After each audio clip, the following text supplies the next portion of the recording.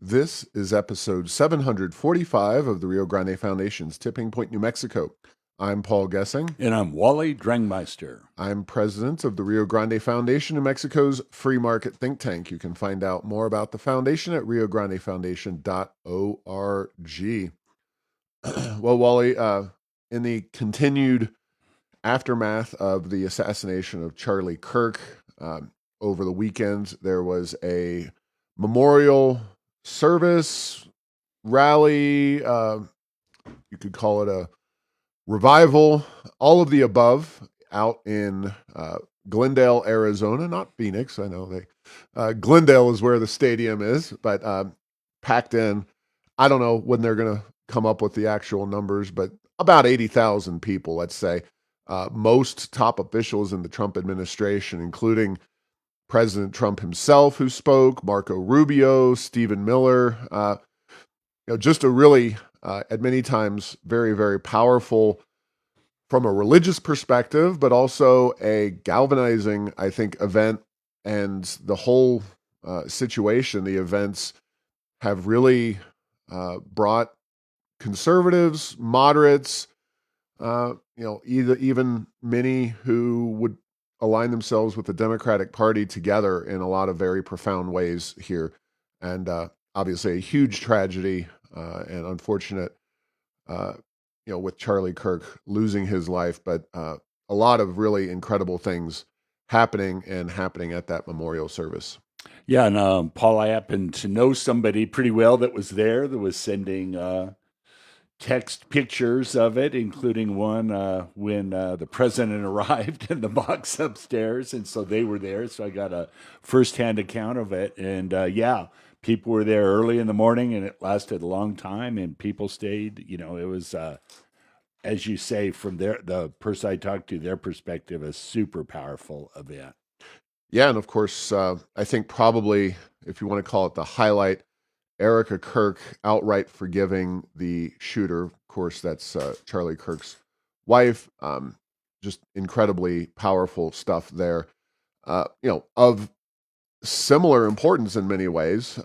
Elon Musk and Donald Trump seemingly getting along in some way, shape, or form, at least sitting together in one of the boxes at the event as well. So just a lot of things happening there, and I think a lot of positives coming out of a deeply tragic event. Now, kind of related, and in many ways, I think the political left trying to divert attention from those events is this whole Jimmy Kimmel saga.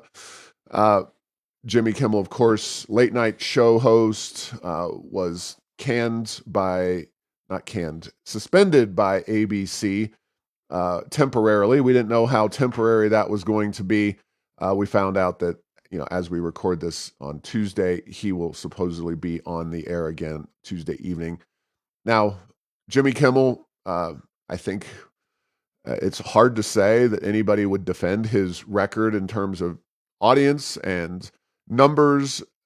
Stephen Colbert has already lost his slot, or is in the process of losing his slot by next May. Jimmy Kimmel was also equally partisan, equally unfunny. And, these are people who are replacing folks that you and I grew up with. You're probably somebody who remembers Johnny Carson and could stay up and watch Johnny Carson that I couldn't. I certainly occasionally got to see him. I was more of the Jay Leno age. And Yes. What comic was on late night when you were able to watch it? Oh, yeah. Jay Leno was my guy. No, and it was Johnny Carson. And, Yeah. And what's interesting about that is I saw a YouTube video where they were interviewing Johnny about why he didn't do more political humor.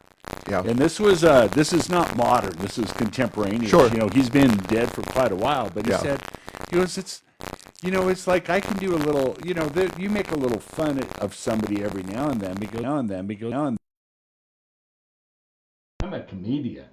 And what's interesting is that, when you look at a show like Kimmel, and let's just take away what he said for a second. Just say, is he a politician or is he a comedian? And those are two things that are tough to blend. And so now there are political comedians. I won't say that they're not, but that's not the late night shows. You know what I mean? That's one of those kind of, you're supposed to, at least historically, you're supposed to turn in before you go to bed, get a few laughs, hear a few things and a guest, and then go to sleep, not get fired up for political rhetoric on either side of the spectrum. So, yeah, I do think that that model is broken. And as you say, he's not the first and probably won't be the last to lose his job because people just don't like to watch that sort of thing anymore in big numbers. And then, you throw this. Nothing is always an option to say things, but in the words of the Ron White line, I had the right to remain silent. Unfortunately, I just didn't have the ability. That seems to be coming up quite a bit with these late night comedians. Yeah, and as somebody who obviously engages in politics and political, kind of thought on the regular, I don't have a problem with late night show hosts getting political. I think there's two rules. One is you got to be funny, and it's not that I am a pretty objective person when it comes to humor, and I've not thought that Colbert or Kimmel as late night hosts were particularly funny for a very long time. And I do think you need to give it to both sides, especially when there's rampant hypocrisy, and neither of those people were willing to give it to both sides. They were very partisan and very clearly going for those partisan points as opposed to funny. And one more thing on Carson, you can go online now and YouTube and find videos of him sitting down. The ones that really strike me are the ones with Ronald Reagan. And I think it's even before he became president. I think it's when he was governor of California. He was running for president. And Carson and Reagan having political discourse at a level that the media, the regular newsy media doesn't even have at this point in time, where Carson just, with over the span of a few segments on his show, uninterrupted, having a very cogent and very real conversation with Ronald Reagan about the issues that he was running on. You don't get platforms like that, especially for people like Ronald Reagan, Republican conservatives, from the media. But really, they don't do much in the way of in-depth, actual talking to politicians at all. I mean, you really have to, not to toot our own horn here, but you kind of got to go the podcast route in order to get those in-depth conversations. No, that's Paul. That's a very insightful observation, because I too have seen those YouTube videos of Johnny and the Gipper talking about things. And if he were to do that not as a talk show host, but as just a regular anchor or interviewer, he would be called too wonky today. And again, it was Johnny Carson back in the day. And then one thing I will say is that, like Stephen Colbert, I remember the original Colbert Report was actually pretty funny. But, over the time, it's just one of those, it's like he almost got to be the grumpy old man and, kids, get your baseball out of my yard sort of thing. And I don't know. So there is the media market, there's plenty of room for comedians. There's plenty of room for political commentators. Putting them both together is sometimes the toughest thing to do, particularly in the modern environment. And a lot of people aren't doing too good of a job of it. Now, on the policy and politics crossover, I was not a fan of the FCC commissioner, Brandon Carr, essentially seeming to threaten ABC over Kimmel and his comments.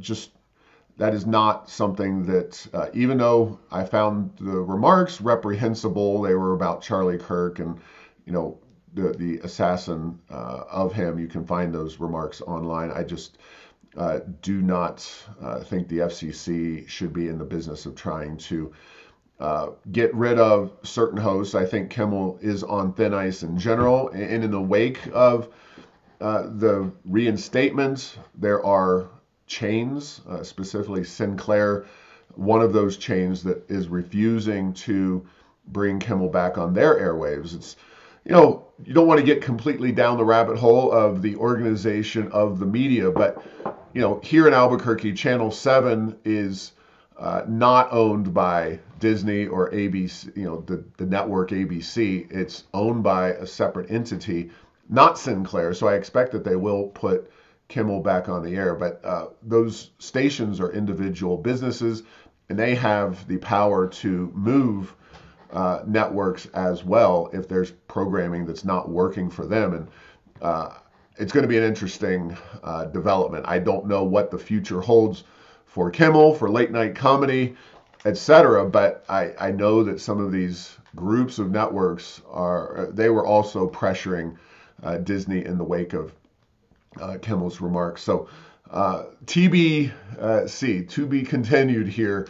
I don't think this saga is over, and I expect that Kimmel will get a small bump out of this, firing or tentative firing, and but his ratings have been so poor. Nobody actually, it's kind of one of those things is like nobody actually watching it, but it turned into a very significant flashpoint because of what it stood for, more so than all those sad, downtrodden people watching Jimmy Kimmel late at night and being disappointed.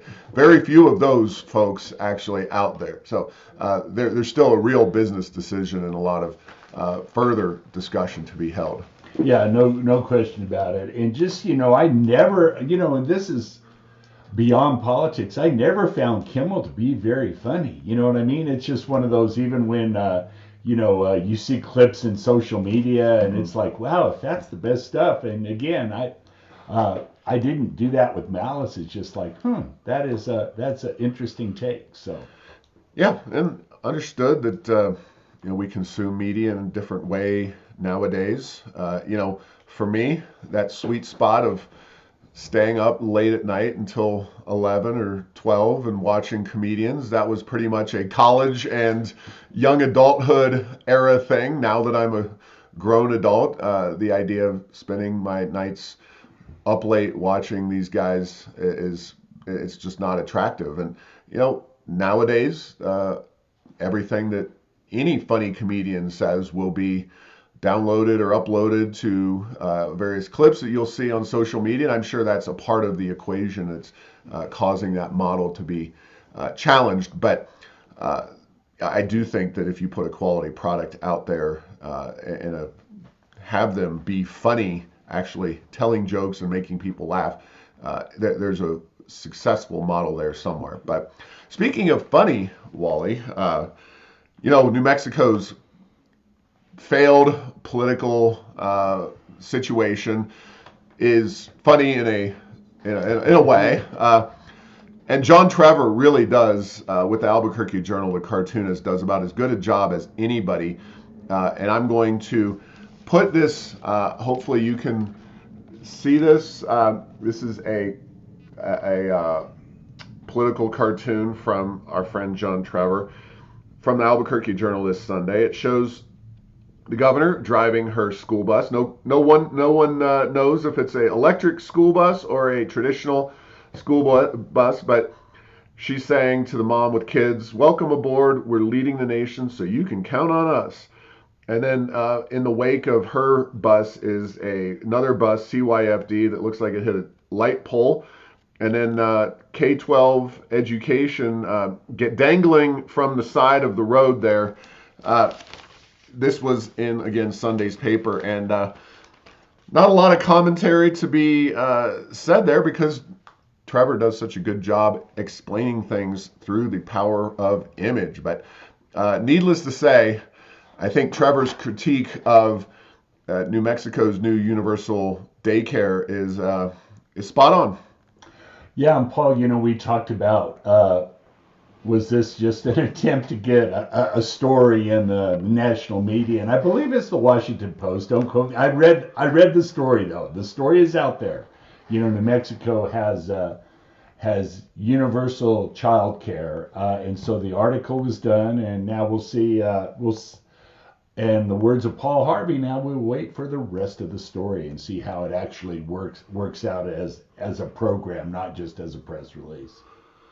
Yeah, and it is critical to note that we always in New Mexico seem to be creating a new government program to cover up for a previously failed government program, possibly on top of a different government program that's also not accomplished the goals that our politicians set out to achieve. If we just handed the money back to the people in the form of tax cuts, tax reductions, economic benefits to grow our economy, we would likely see a better outcome. But that is not the mentality, unfortunately, of our political leadership. And to an extent, unfortunately, not the mentality of too many New Mexicans who continue to reelect these people, despite their numerous manifest failures.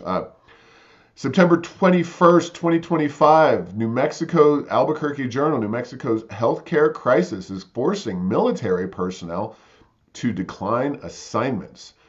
Now, this is illustrative of the sad failure of New Mexico policymakers on a related issue, of course, healthcare, and the ability to maintain and keep doctors in the state of New Mexico. But the following are several quotes from this Albuquerque Journal story. At New Mexico's 3 Air Force bases, Kirtland and Albuquerque, Cannon near Clovis, and Holloman outside of Alamogordo, the lack of specialty medical care is a major deterrent to service members who are assigned there, U.S. Air Force officials said. 1 in 5 airmen, 1 in 5 airmen, that is a big number, assigned to a base in New Mexico must turn down the post because the medical care is not sufficient for a member of their family. Cannon, Kirtland, and Holloman rank among the top 17 Air Force bases for medical rejection. The rest of the list is made up mostly of remote locations in much less populous states like North Dakota and Montana. In other words, a bunch of relatively young, this is me editorializing, young by definition, healthy and active people are unwilling or unable to come to New Mexico due to the medical provider shortage. When will this be a big enough issue for the governor and the legislature to address? Because it is not on the agenda in the special session. Paul, I was thinking about this. It almost has to be led by OBGYN, possible airmen or airwomen, either the wives of men or the women who are with child needing that sort of service. That has to be a big one because that's a big shortage. But, I'm sure there's other things as well. And so, yes, this is... Paul, this healthcare issue in New Mexico, it's not pretend. It's not this made for TV and press release issue. It's real, and it's going to get a lot worse before it gets better because at this point we're not even doing anything about it. And so I was thinking about this as I drove around the state of New Mexico last week. As you know, when you go places around the state, you have hours, and so Yes, you listen to some podcasts, listen to some radio, do some thinking, listen to some audiobooks. But what we have in New Mexico right now, and let me just say, as a whole, healthcare shortages across the country are a real issue. But having said that, New Mexico has a lot of self-inflicted wounds, and it doesn't take, I don't know, I think just basic economics explains most of it. We have a huge Medicaid population. So what is Medicaid? It's the more Medicaid patients, the more the price is artificially set low for your services as a doctor compared to other states. And what happens when a price is set by government artificially low? You'll end up with a shortage, and that's what's happening. Then on the cost side, we have our gross receipts tax. Oh yeah, you said it. So that's the free space of Tipping Point, New Mexico. But that's 7, 8, 9%, depending on where you live. That takes away from takes away from doctors' ability to make money. And then to add further insult to injury, we have our out of control liability insurance adding cost, and again compared to other states. And so we compete with other states. Where it's not like New Mexico is the only place you can practice if you're a doctor, and we're losing. And so until those issues get addressed a little bit, do we need some things about recruiting new docs and paying off loans and all of that? Yeah, that can do some good.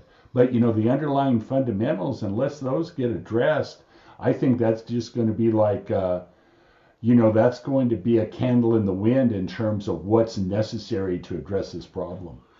Yeah, and in a separate issue relating to this as well, the Albuquerque Journal had a headline on Saturday, September 20th. New Mexico's stance on medical compacts could impact bid for federal funds. Now, this is one of those things where in normal circumstances, let's say, catnip is just not strong enough of a word for the way New Mexico politicians view federal dollars. Right? They just absolutely can't get enough. Moths to a bright light. There you go. So there is $50 billion in federal rural health funds that is essentially sitting out and ready for states to use those dollars.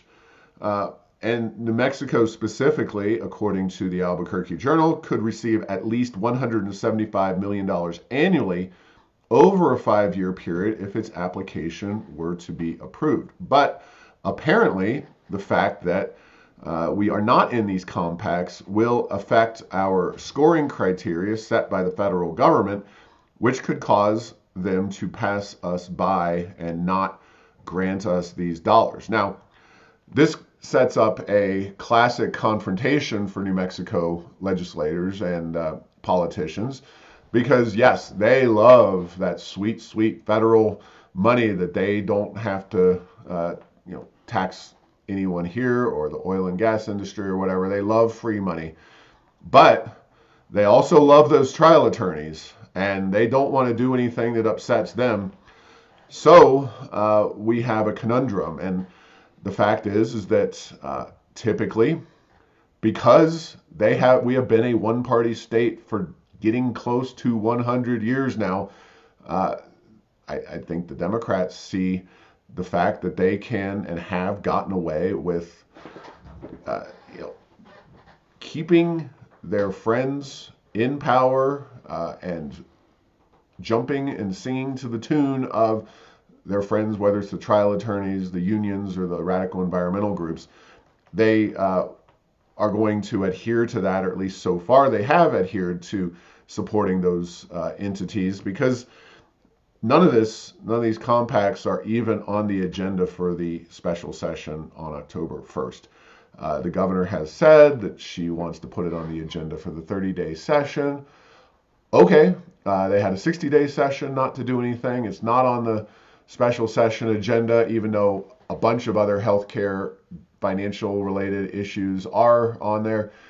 I'm skeptical, but we'll see in January whether the legislature is willing to act. But yeah, they're leaving money on the table. Yeah, that is the ultimate sin, in New Mexico's leaving federal dollars.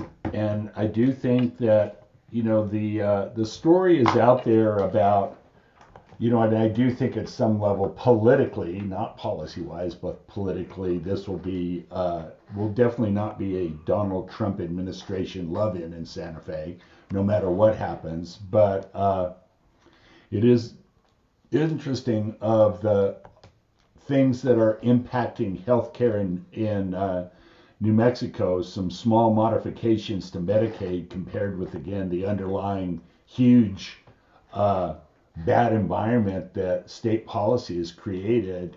I think people at least are starting to talk a little bit about, well, what's the real problem here? And even if both of them are problems, you can't just point your finger at Washington and not do anything as a state. Having said that, sometimes it's like what they say about the Brits said about the United States is that you can always count on America to do the right thing once they've exhausted every other alternative. I have a feeling that may be what's going to be necessary if we get to the right thing that actually does help our doctor situation, our healthcare situation in the state. It may have to get a little bit worse, or maybe a lot worse, before it's painful enough that they actually take some constructive action. And then, as I've said before, just because you take that action doesn't mean that it's going to turn around overnight, because some things take a long time to recover from. And getting rid of some of your best and brightest specialists going away is not something that, with some policy changes on day one of making those changes, it's going to be back to doing well. Yes. All right. A little more policy-oriented discussion here. We are seeing some of the candidates for governor outline policy agendas. Deb Haaland really has nothing of note on her campaign website. We will be the first to alert you if there is something posted from the Deb Haaland campaign that amounts to some kind of policy agenda. Ken Miagishima has something.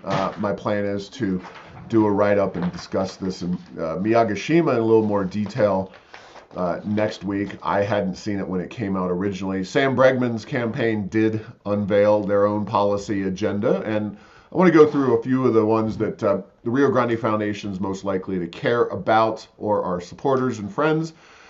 First and foremost, Sam Bregman is the district attorney of Bernalillo County. He has a long track record in politics. He is widely, as is Miagishima, considered to be a more moderate voice relative to Deb Haaland, who I think it's safe to say is hoping to get through very, very progressive individual based on who she is and what she stands for, and simply biography issues. Bregman, though, outlined a 190-page policy agenda on his campaign website. So we will not be going through every jot and tittle of that particular statement. You have to read it for yourself. But let's go with some highlights. So it is lengthy and dense by any campaign standards. So, as a policy guy, I got to give him props for that. Credit to the Bregman campaign for doing such a in-depth number of policy agenda items that they have put out there. It is crime heavy. Of course, Bregman comes from district attorney perspective. He's somebody who is, has always been involved in crime-related issues, at least in his most recent iteration as a public figure. So no surprise there that he's going to work on that crime issue, run on that crime issue. Taxes. No broad-based tax cuts outlined.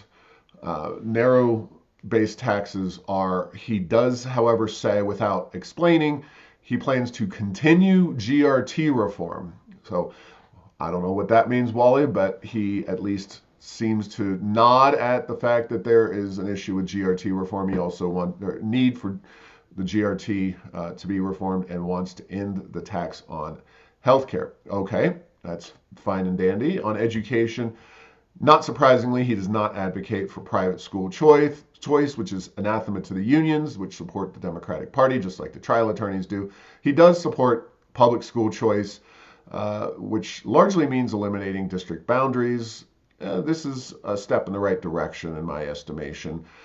He also is more explicitly advocating for aspects of the Mississippi model and other accountability and goal-setting reforms. It's probably better than Michelle Lujan Grisham, but it would be hard to be worse than her on education. Healthcare, Bregman is obviously not inclined towards medical malpractice reform. We've talked about that in the past. In fact, he would subsidize it by offering doctors tax credits for malpractice insurance.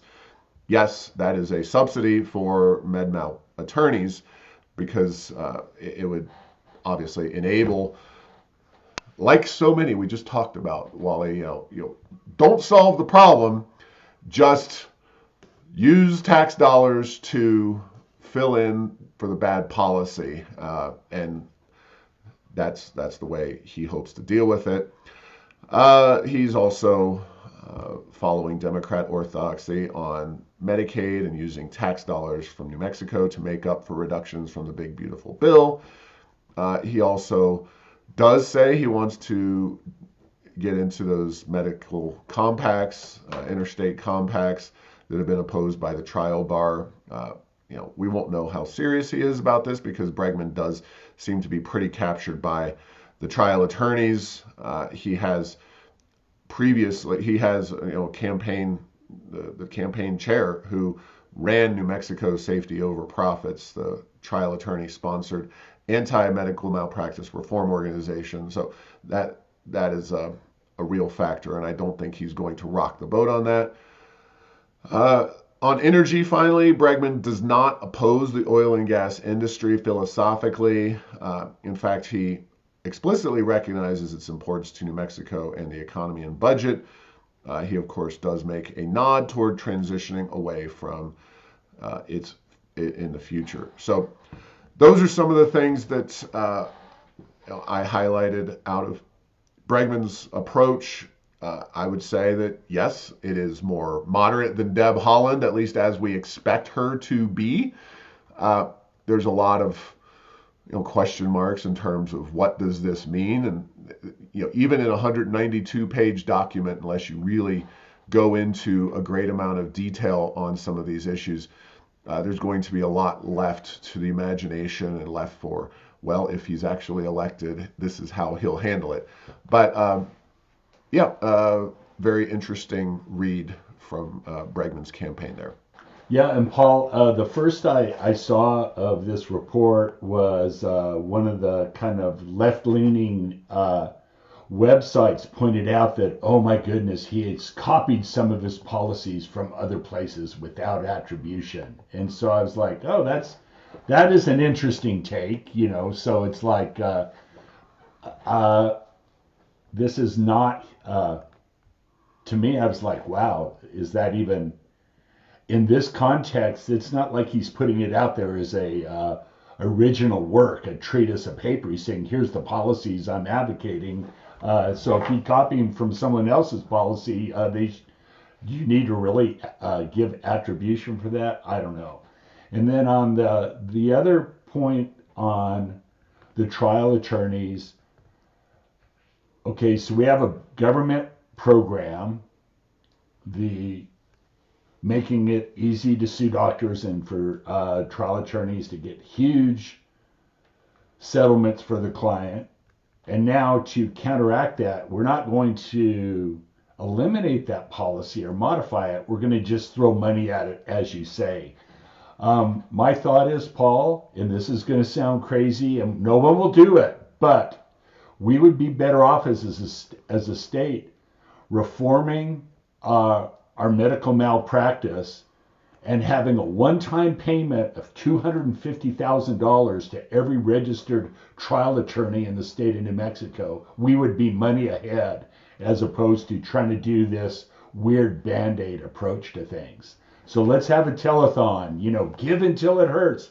A trial attorney, look at this poor trial attorney. He only got a $100,000 settlement instead of a $5 million settlement. And so his family is going to be suffering. Let's help them. So, I do think that it just does point out the fact that when you put a Band-Aid on a Band-Aid on a Band-Aid on a Band-Aid, and that is healthcare in New Mexico, you're going to get a problem. And so I'm not a big fan of the credit aspect. That just seems like that. I won't say that's.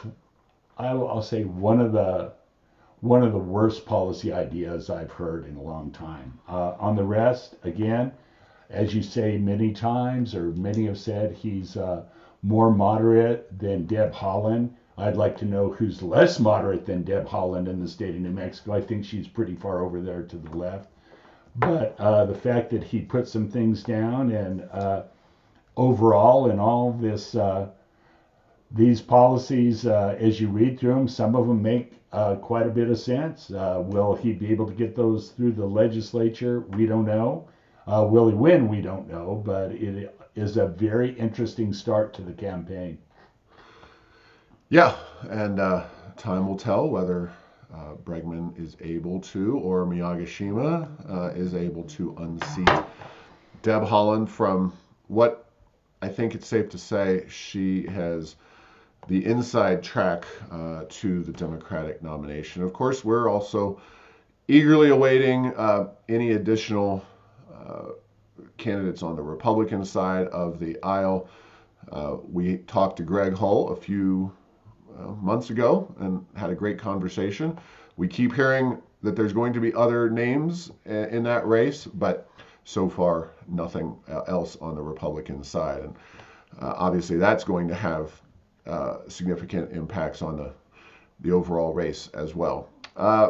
Wally, we've talked about folks on the political left and this clean fuel standard program, and I mentioned that in a conversation a few weeks ago that some of these radical environmental organizations were not as excited about it. I call them all radical environmental organizations, but these are probably the further out ideologically. So-called mainstream groups are much more interested in this clean fuel program. But a couple of state senators, Antoinette Cedillo Lopez and Harold Pope, wrote an article. I have it from the Santa Fe New Mexican, September 18th, and they are concerned and basically opposed to the clean fuel standard, which has not been finalized yet. Those meetings will be held in November, maybe into December at the Environmental Improvement Board. Yeah, there's a rulemaking to put the legislation into action. Yeah, this was a bill passed in 2024 in the 30-day session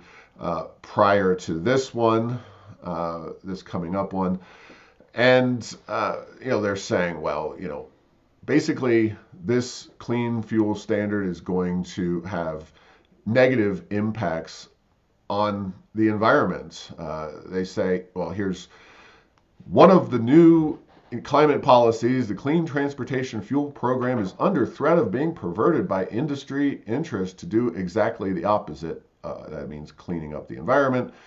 And the long and short of it is that there are tax credits involved in this program that they have seen in California, where so-called big ag, factory farms, etc., these farms took a disproportionate number of these credits. Well, here's a quote. Following the new and massive incentives, California dairies grew an alarming 42.68% over 5 years. I don't know what the demand was or is for milk and cheese out of California, but it seems like there's certainly no impetus for 43% growth.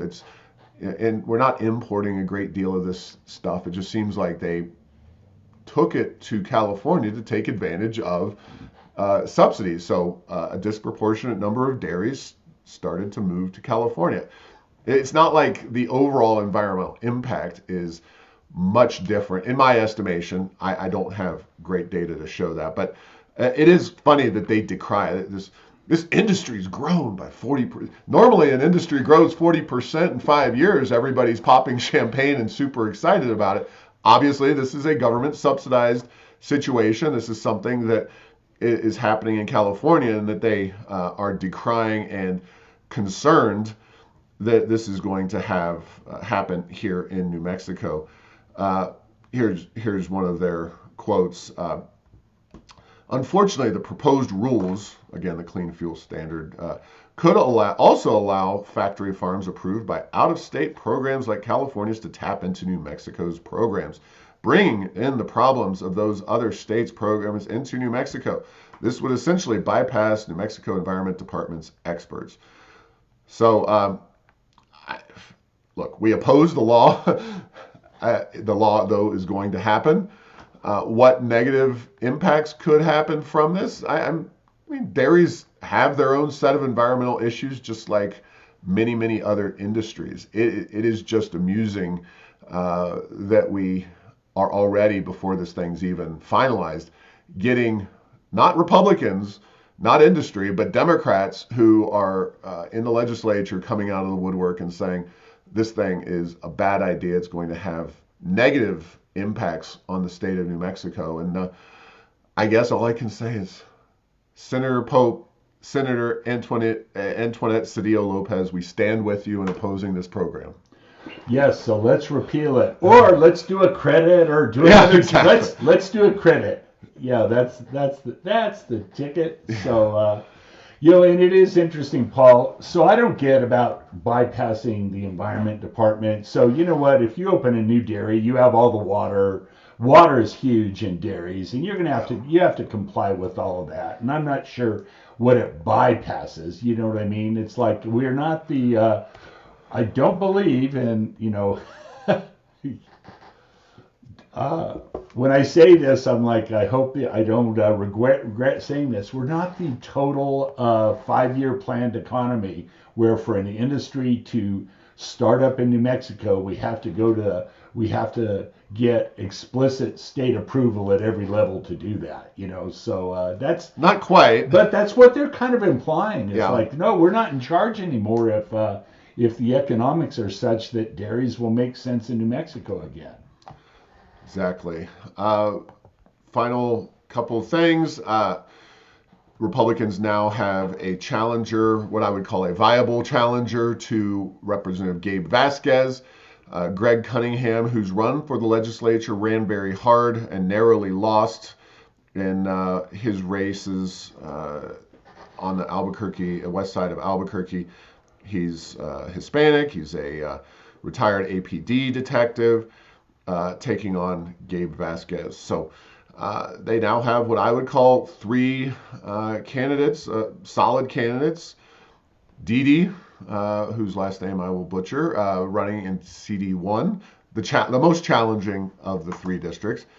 Then you have Cunningham running in the eminently winnable District 2 against Vasquez. And then in District 3, you have Teresa Leger Fernandez, and her opponent is Martin Zamora, who has been a state rep from Clovis. We plan on getting all 3 of these individuals on the Tipping Point show at some point in the near future, but I consider all 3 to be extremely attractive, viable candidates. And obviously they've got to go out and work and win races, but Greg's a good guy. Finally, the Laissez Faire Soiree, our 25th anniversary, takes place Saturday, November 8th, 2025 at 6:30 p.m. Grover Norquist will be the keynote. We are also having dancing, dinner, a fun night will be had by all. Check out the RioGrandeFoundation.org webpage and go to the gala and sign up today. And with that, thank you for tuning in.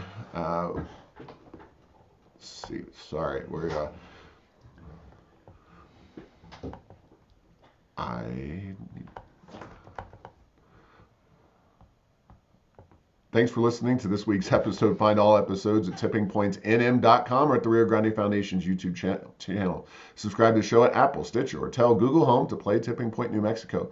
Thanks to Path 3 Marketing for producing this show.